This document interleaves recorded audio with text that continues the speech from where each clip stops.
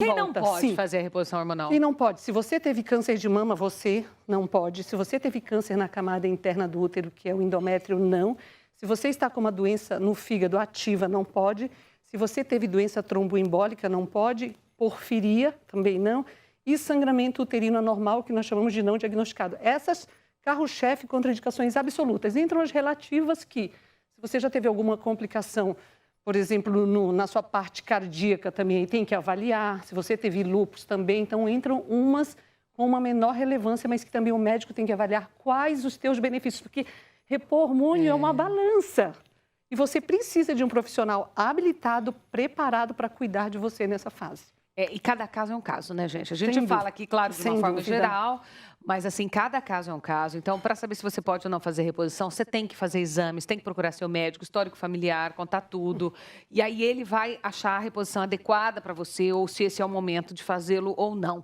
O que não dá é o que ela está dizendo, perder qualidade de vida, perder sua vida social, seu casamento, muitas vezes, sua convivência com as pessoas, por conta de um problema que, de repente, se você for lá tomar um remedinho e fizer o que tem que fazer, resolve, né? Ou melhora 70%, 80%, o que te traz a vida novamente com felicidade, né? E eu digo para você, Amanda, melhora consideravelmente. Uma reposição hormonal bem feita, com critério, desde que o que você tem que fazer?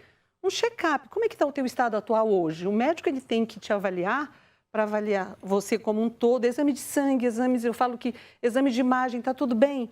Eu, no meu método, eu peço para o meu mastologista ver a mama, para a minha médica vascular ver.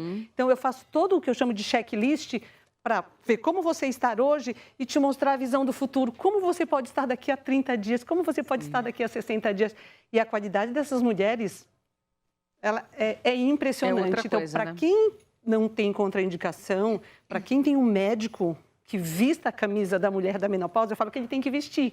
O profissional ele tem que estar conectado com a sua dor, para ele entender que aquilo é um sofrimento. Sim. Porque muitas mulheres dizem, doutora, a menopausa é de Deus, a menopausa passa, sabe? Então, tem muita crença.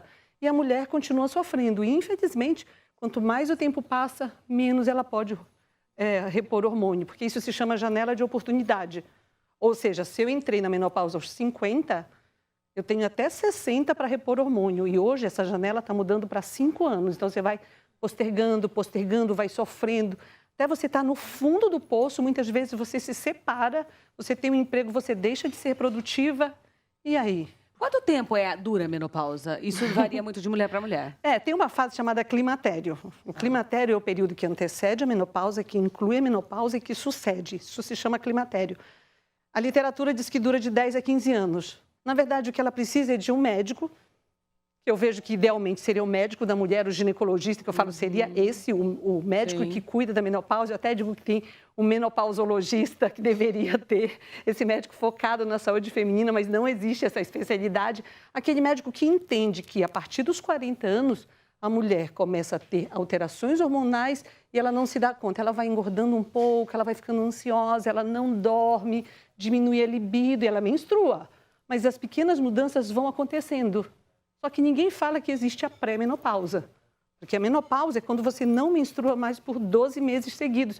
E a mulher só começa a entender quando ela não menstrua. E aí ela se dá conta. Mas existe um antes, né? Sim, a pré-menopausa dura de 5 a 7 anos antes da menopausa. Olha quanto tempo. Muito tempo. Ou seja, uma mulher hoje que está com 38 anos, ela já pode estar entrando numa pré-menopausa. Olha que pode ser que se expresse aos 45. Sim. A menopausa acontece, em média, dos 45 aos 55 para a maioria das mulheres. E uma pequena porcentagem, 1%, antes dos 40. Quantas mulheres, de repente, querem engravidar e não se dão conta que a menopausa pode estar chegando? Hoje, estatisticamente, nós temos, em média, 20 milhões de mulheres na menopausa no Brasil. E a Organização Mundial de Saúde estima para 2030 que nós vamos ser em 1 bilhão e 200 milhões de mulheres na menopausa. Muita. E o quanto isso vai impactar na sociedade? Sim, porque muito, eu falo que é mais do que um sintoma.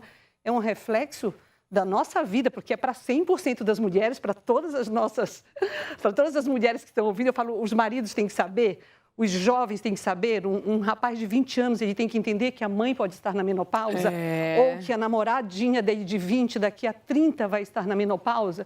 É algo que toda a sociedade tem que saber. A menopausa ela tem que sair da caixa e vir para a tona, para a gente poder entender e lidar com tudo isso e poder ajudar.